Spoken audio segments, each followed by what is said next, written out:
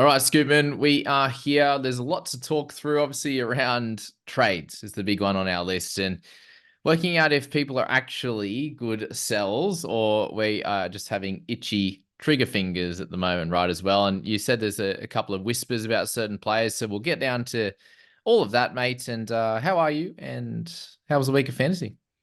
Yeah, I'm going pretty well. Had a bit of a shocker last week. Made the wrong call to sell Cotter. Thought he'd probably have a bit of a low one, but no, they just needed him, and he came out and knocked out a decent score. And I'm in the mud this week with potentially one of those whispers. Twal was in a moon boot after the game Hmm. and could be missing. So as you can see, that looks very fantastic for my two dogs plus Twal at this stage. Oh, God. So yeah, Oh, no, Cotter. Right. Yeah. I got Plath and Cotter selling me. He's turned around and hurt me with that. So my need is I need at least one mid, probably a keeper for the rest of the season because limited trades. We've got to start making either trades that are basement and huge money makers, like potentially like a Hands, or guys that are going to sit in our team for the rest of the year. So for me, I've got a low selection that I can sort of pick from. I can pick like a maybe a Fanua Blake, maybe a Tarpanay or something like that. And there are only a couple of guys you sort of want to go for, but that's a need. Then you've got other guys like, oh, Galvin's out this week. But if you've Yeah. got halves, you can cover him. And until further notice, you probably just hold on to him because he's averaging nearly 50 for the year. And if he just comes back and continues to average that, it's pretty much a wasted trade, isn't it? It sort of feels like, doesn't it, with Galvin? And there's some scenarios that people are popping up with, like if they can get Galvin to like Aitken and stuff like that. I'm like, oh, fair enough. Like he might be out a few weeks. That's an okay one to do. But I feel like anything at his price or a bit lower seems like a mistake, right? Unless you're going to a top tier gun in a position. Oh, definitely. I think you need to go to final team players or cash. It's not quite cash down season, but it's cash downs into cash cows. So all the mid ranges that we're sort of chasing, it's really not a great time for them now because it just forces you into a trade later or bleeding points when you've got somebody who's scoring 10 less a week than somebody else. For example, like oh, if somebody's holding a 45 average guy through the rest of the season compared to like a Hopgood post Origin, you're going to be in trouble and going to be losing points there every week. Yeah, for sure. Something interesting as well. Liam in the private group, he's doing really well. He's in 55th. He mentioned that he's potentially getting sharp this week and he's seeing it as a cash out now.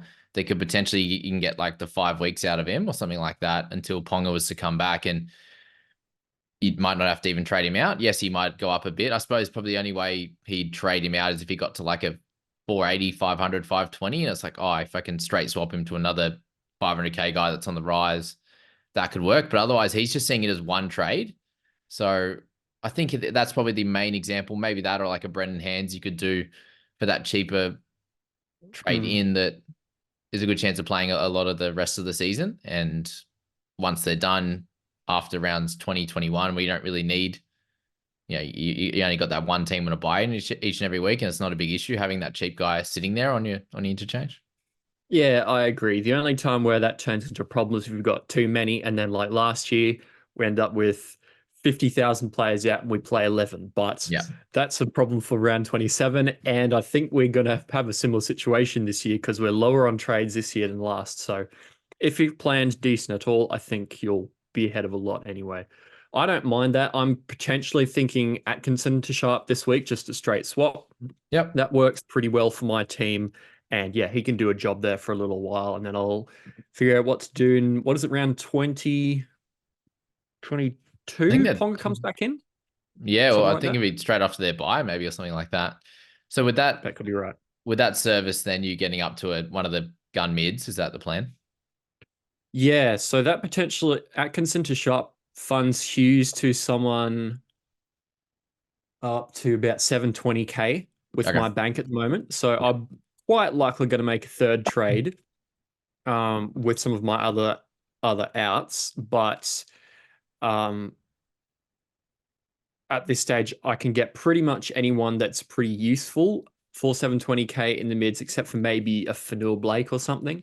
But Yep. even Fanua Blake's still got a few buys left because the Warriors have got round 19 and then the last round, which is the Eels round from last year, where they have the last buy. Yeah, definitely. It's a fun landscape. We keep saying this stuff where we go, oh we'll sort that out later. But we're gonna run it. We're gonna be done with trades, aren't we? Like everyone's like, oh, that's later's problem. But Oh, can yeah, you it's tough. explain to everyone a little bit how tough that can actually be and what, getting that extra 20 points in this round or the next couple of rounds, how much different that's going to be in the back end when you can't actually trade, or even in round 18 or 19 when you're done for trades too. Not a lot. There are some people that have done very well by using their trades, but they need to set themselves well. So the last year, there's a couple of people who were up in the top 10, top 50, top 20, even I think there was one floating around the top 10, traded really hard and really started to suffer at about that round 17, 18, 19. And they ended up with still a pretty decent rank, but they had a bit of a drop off because of just the lack of trades. If you're running one trade or two trades for the last 3 weeks of Origin, I almost guarantee you're going to be missing two, three players in some of those weeks. Yeah, round 19 is going to be tough for that one itself, and it really lends ourselves now to this little trade here. Reed Marnie out 0.36% trading him out just because he's on the buy. Don't like that. He's Don't the like that at all. he's the buy of the round next week, for example. Yeah. Like Marnie to hands is a bad trade. Use someone else. fair. I'm still not going to get hands. I'm leaving my Yeah. hands out of it.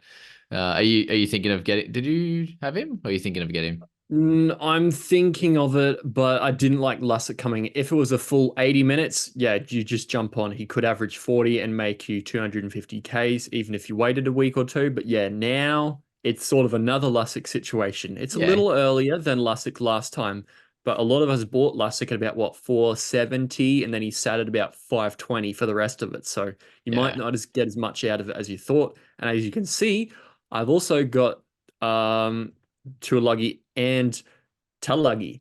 That's a lot of eels missing in those minor buys and stuff moving forward. So probably it's really tough for me. mm, And I'm gonna sit and wait a week and figure out what to do in round 16, whether Appy Coruscant is going to get 80 minutes consistently now with Simpkin going to the Seagulls, or whether I buy a Reed Marnie or something like that, or even Damien Cook. But now that Murray's back, don't know whether he's going to play those big minutes he's been getting. true. The good things I'm seeing here, mate. Hines, Aiken, Weeks, Plath, and Tedesco returning. That's got to feel good. Yeah, it is very good. I'm a bit salty having to play 16 because of Teddy, but a lot of other people are in the same boat, so can't complain. And Kohler, what are we going to do with Kohler, man? Blinking Tommy Talau, of all people, stole all his points, scored about 7 times more points. So, but He's like looking you have great. to play him this week, surely. Seagulls play Tigers, don't they? Dragons, I think. Dragons, there you go. So still Fafita has Tigers. not the greatest team, not the worst team, but yeah. Fafita and Campbell. Whoever's jumping on Campbell, he's sneaking in and out of my team at the moment. So, what are you looking like for after these trades this week? Are you kind of set then for round 16, or have you got a few things to muck around with? I've mainly got to decide my round 16 hooker. Are you gonna do it? And probably going to do that in round 16. Okay. How many trades you got before this I week? have 10 before making any, so Okay. decently set up. I'll make two for sure, Yep. maybe three if I really want Fanua Blake and decide I need a keeper just to sit there. And then I'll probably wait on news and just call it as it comes as I go through it. Yeah. So next week then it'd be what, JMK or Reed, I suppose, if you were going down Yeah, that route. JMK or Reed most likely. Yeah. And then yeah, who else? Probably yeah, Brayley either this week or next week out. So that'll be the Oh, plan. just but when he gets good minutes, he averages 50. It's like It's so tough, eh? It's twice like now. Yeah, it's yeah, frustrating. That first week I bought him, he did that too. The 48 minutes or whatever it was. That I would have taken 48 minutes the other day instead of 30. God. yeah. Mate, tell me about the whispers of the week. So the Twine one, Scott Bailey, I did see a tweet from him. It's saying that, more than likely that debutant will come in for Twile. Yeah, Likely at this stage. Have you heard anything yeah. further on him and anyone else? I have heard a little bit further on him. There's people saying, oh, there was lots of the Tigers players celebrating around Jordan Miller, their big reserve grade prop. So basically, that really indicates probably a move from him from the reserves up to Okay. onto the bench come game day, and 12 probably drops out this week and comes back the week after or something like that. So he's 131 kilos, so he'll be good to see doing some damage. Holy That'll be good fun. He's big mulgus. boy. Do you reckon that might change the say fast bench situation? Maybe Pole goes in the plays front row or something like that? I don't know, hey, because that would be very interesting. Depending on late news, it might make Seyfarth still somebody you want. But yeah, he played 60 minutes and only came back on because of, what was it, HIA injury? And so Mm, not exactly what you want to see. You want to see 80 minutes true. for a That's back Finu, rower. mate. Finu all the Yeah, way. Let's go. Finu. Yeah. Yeah. I was tiny bit scared of him because he didn't have amazing scores in 80 minutes Yeah. compared to Seyfarth, but like he's got the role. He's got the role. He's got the safety. He's in the head in the pecking order. We need a bit of that because we have to deal with Atkinson as well. That was a frustrating one. I was really just hoping. I didn't think it was going to happen, but I was hoping. Didn't work out. Yep. He scored really good for us and made some good cash at least. But Mm, yeah, I didn't want to make a couple of trades this week, but Atkinson kind of forces that one. And one trade would have been nice. But, here we are. yeah. You're probably making three. So Yeah, there you go. I'm making Atkinson and Hughes at least, maybe Brayley, depending on what happens and other stuff. I'm backing him in. I reckon he's going back to some good minutes. Let's just say, apparently Max King had a throat infection. So that's why he Oh, was there you just go. absolutely cactus because there was this rumor that you're about to talk about. I think it came from these types of people as well about the Max King one. There was a little bit of a rumor thrown around. So what else have you got? I heard something about Carpi Spore, but I don't know if that's anything real. Yeah, it's a funny one because it's like just a forum comment from a dude, but this dude's very often on the money, so it's one to watch out for, but Okay. don't believe a random forum dude until it happens. He's pretty good, but he's not quite Barry Toohey. Yeah. If Bazza comes out and says something about it, because I think a lot of people were mentioning him, if he comes out and says something, that's when you take notice. Oh, So they were tagging him. yeah, a couple of Fuck. people were asking him, so We'll find something out watch then. out for that. Yeah, for sure. I suppose yeah, like he didn't mention anything when he got dropped to the bench, but that's nothing to do with his an injury or anything. Nah. It's just decision on the game day or whatever. But yeah, okay. So that's your squad. So you probably we end up maybe one next week or something like that if all goes to plan or Yeah, I'd say so. I'd say it'd probably be two or three this week, and then if I make two, it'll be two next week, and okay. then if So I let's make just three, it'll say be one. Something along those lines. four over the next 2 weeks leaves you down at six. So 14 for what's that? 12, 11 rounds then. Yeah, 17, not 17 ideal, to but I mean, 27. in this year, it's not the worst. So how would you play that one out in your head as to how you would do that? Would you try and leave? So we get to 17 and you've got six left.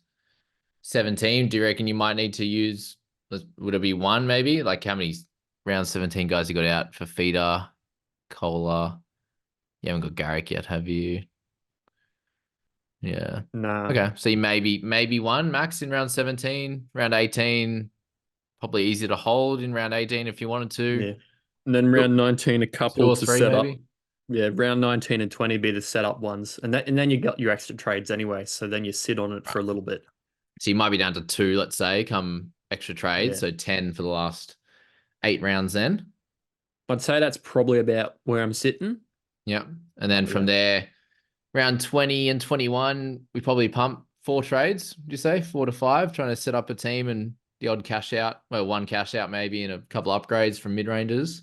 Yeah, you've got your Dolphins and your Knights right about that time, and we have a lot. So uh maybe your Kai Pierce Paul, if he's floating around not getting 80 or being benched and not being benched, maybe he goes out.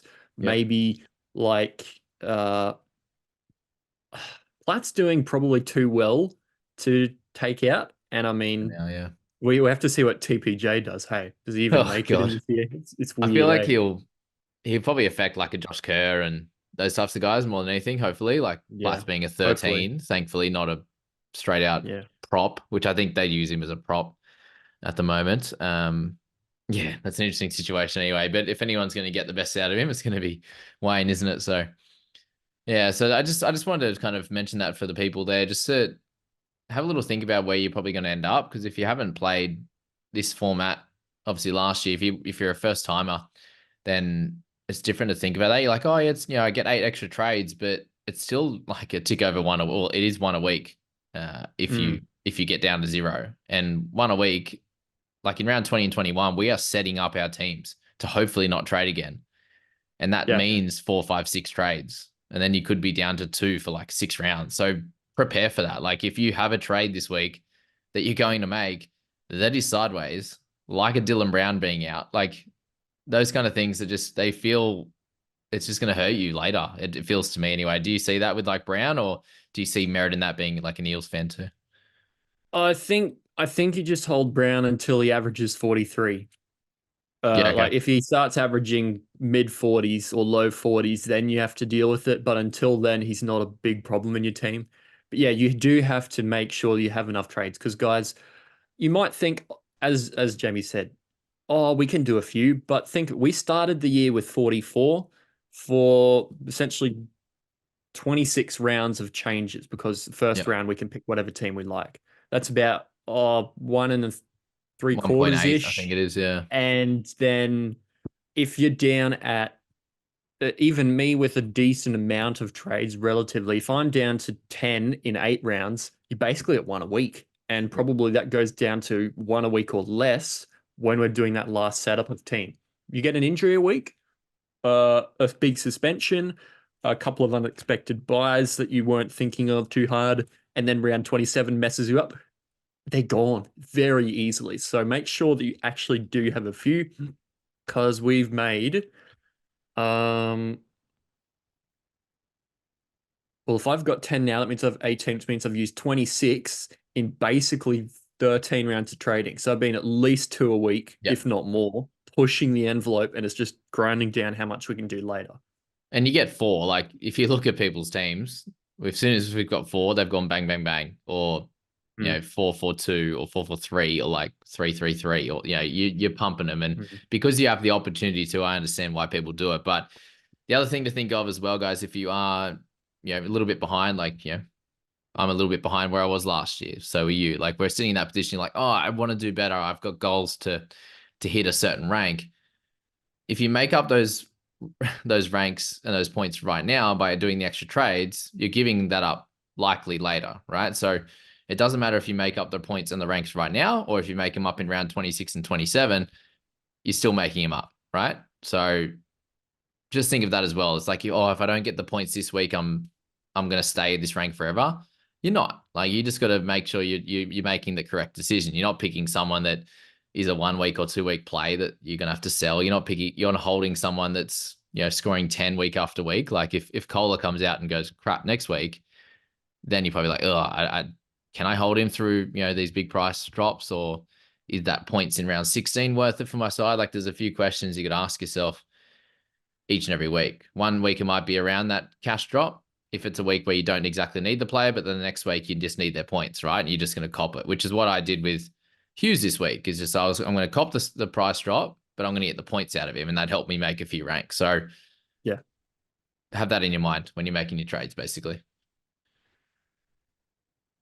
definitely agree. So all these mid-price players, and some of them are okay buys at the moment, given their role, but some it's kind of too late. And it's like, oh, Wishart, fantastic buy. Yeah, probably will score right, but then he's already 500k and he will be disappearing. He's not a sharp who you can just buy for low price, help your team out somewhere else, and just forget about. He has to be an active part of your trade plans moving forward because he's worth so much money. Yeah, that's right. An extra 200 and whatever it is. What's for sharp? 264. Yeah, extra 240k, which is pretty big. There, that's for sure. Made any of those mid rangers? So Wishart, you think he's still a fine buy, but you have to have like a certain amount of trades and have You'd plans. have to have quite a few to go for him. Like Okay.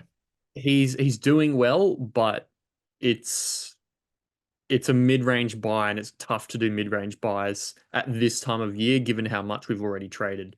Yeah. Guys who that have a certain sure role for a period of time are the better ones to do. So like these long-term Tigers injuries means your Tigers mid-range forwards aren't so bad, like your Finus and stuff, where they usually wouldn't be as much. Your Wishart with Munster out for a while, but you've got to have a plan to get a lot of these guys out. And if there isn't a certain role, just don't get them. It's just a probably 50% chance you've got to trade them out in a couple of weeks because they're bleeding cash or bleeding points because something changed.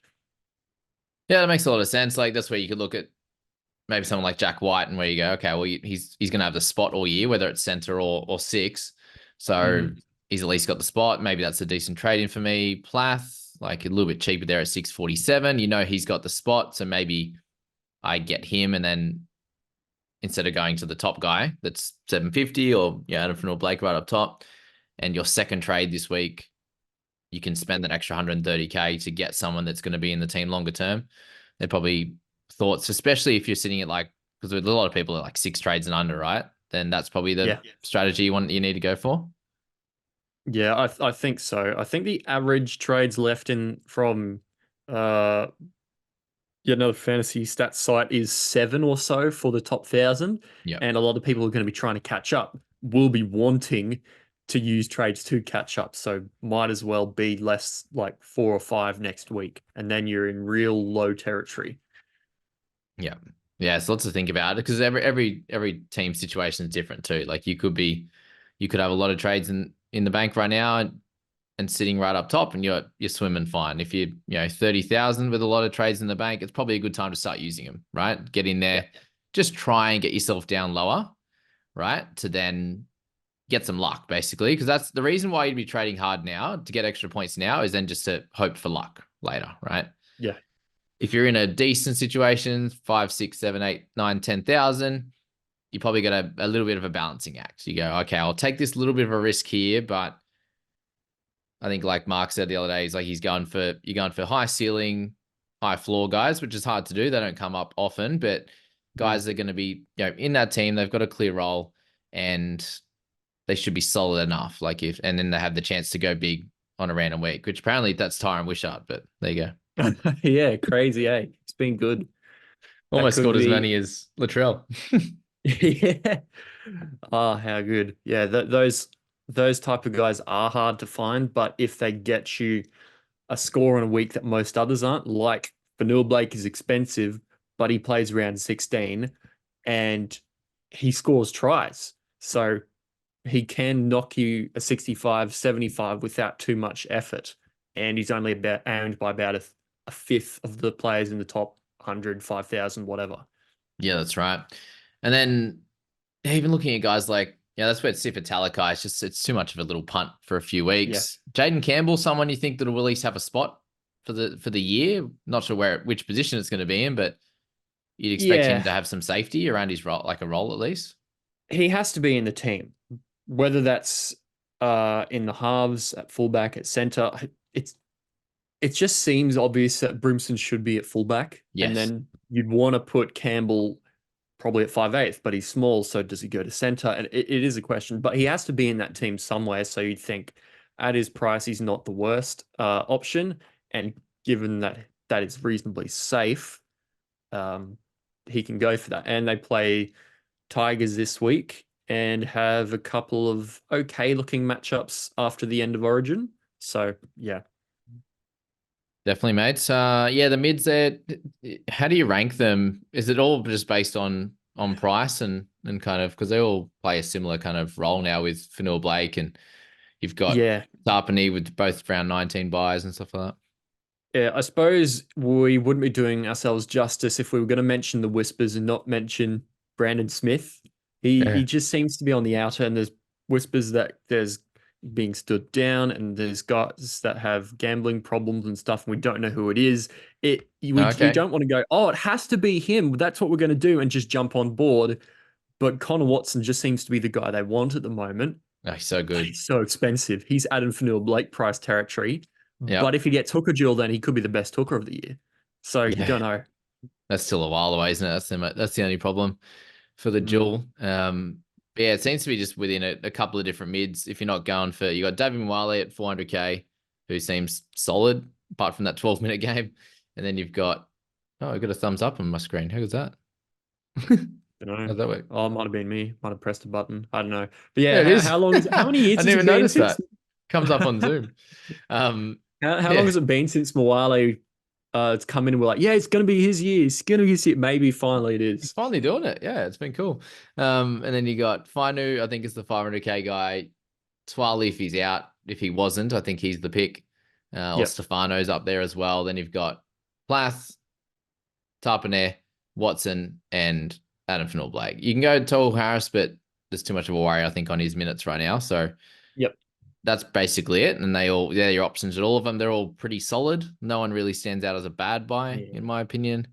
I think Tarpanay is the hardest one to figure out because you know he can go Yeah. enormous. He just did, Yeah. but He's supposed to pull Smithies before is that. eating up minutes and Horsburgh's not even back yet. So I think that he's been getting good minutes this year, but he hasn't been doing as much with them. His 1 ppm or 1.1 ppm is not quite there this year. So even though he's been getting 55 minutes, he's only averaging about 51. So that's still good, but is it enough with other guys coming back and other considerations, especially if you're missing a couple of guys on those other awkward buys?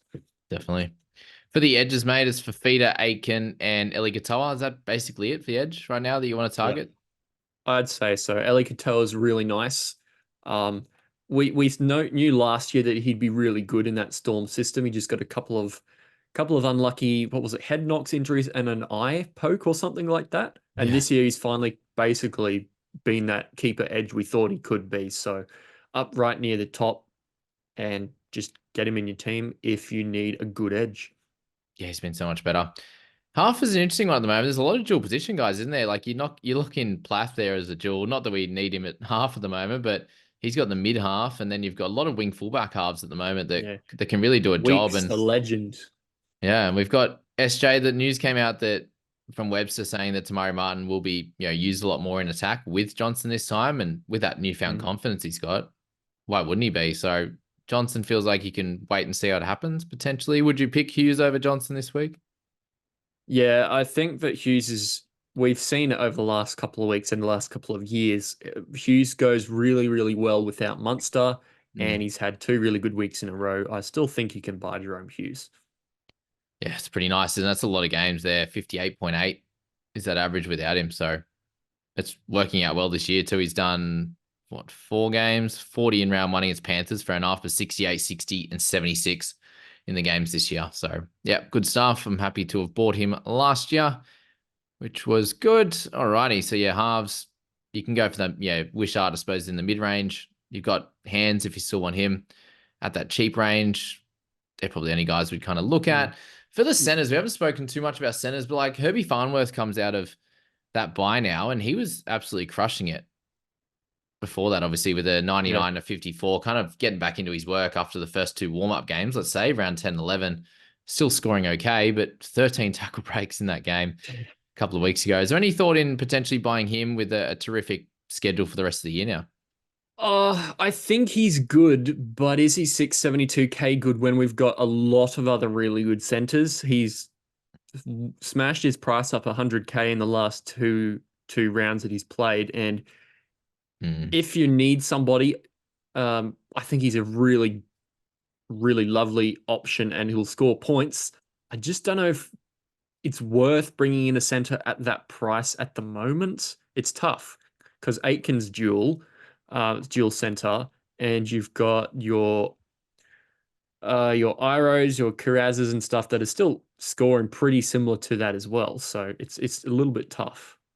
yeah. He averaged 47 with the Broncos last year. He's at 49 this year, already priced accordingly. So that's something to maybe note as well, but definitely a pod, that's for sure. I suppose Gagai is still the one that's out there killing it, but really it's just get Aiken if you can. And then you'd Mm. obviously be Oh, targeting Manu as well?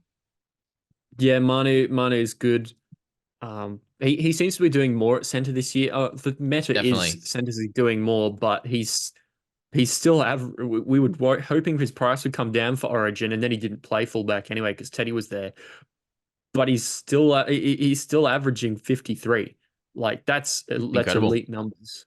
Yeah, so he's definitely still one, obviously dual position, a little bit ahead of Garrick, but Garrick could still be a one to target, obviously, with that Mhm. dual. And then, yeah, it's from there, Yeah. it's, yeah, do you go for a Dane guy? There's still a lot of like solid options, but yeah, I Mm. suppose we just have so many dual guys at the moment that are already super relevant. And then in the wing fullbacks, can we pull the trigger on the trail? Not sure. Oh, I want to, but like, what do you do after that performance? Does he go back to the New South team? It's they're the ones you love to see if you buy him the week and just commit. And then the ones you hate to see is somebody who's waiting and just sitting on the fence going, oh, it'll be too expensive next week, but he might be gone next week. It's the ones you don't like to see as a non-owner. But man, we know what Latrell can do, and he certainly showed it. He certainly showed why he can ton up on his day. Oh, he was incredible. Best I've seen him play this year, that's for sure. A good week to do it. And even like people want to buy Teddy this week. And it's like, well, can you? Is Edwards going to be back in Origin? Like, who knows? Yeah, just wait a week on Teddy. You can be patient with that. Yeah, I They've got a suppose it's good hard. schedule though. They've got a Yeah. good I had Manu out before. They got like Eels, Dogs, Tigers, Dragons. Yeah. The Lovely. next month is pretty good. Yeah. And they still got two buys to go. So yeah, something to note as well. Whereas yeah, that's where like if someone wants to go that bit of a pod play, like Herbie Farnworth, he misses 18, but that's it. Like it's not really that important and Mm. around. And yeah, it'd be fine for the rest of the year. So yeah, very interesting times there, mate. So anything else to feel like running on before we head off? Any tip of the week? Tip of the week, keep an eye on Barry Tui and KPP news. And just yeah, with the limited number of trades you get, buy those keepers or the cash outs. The mid ranges only go if you have a lot of trades and they have a lot of safety for that role. So like your Tigers guys who are going to be there for a while with the injuries, and maybe Wishart if you really have got a couple trades left and are willing to get him out of your team again. I'm going to go out on a limb for my tip of the week and say that these next two rounds are the final rounds you can buy mid ranges confidently. Yep, like that.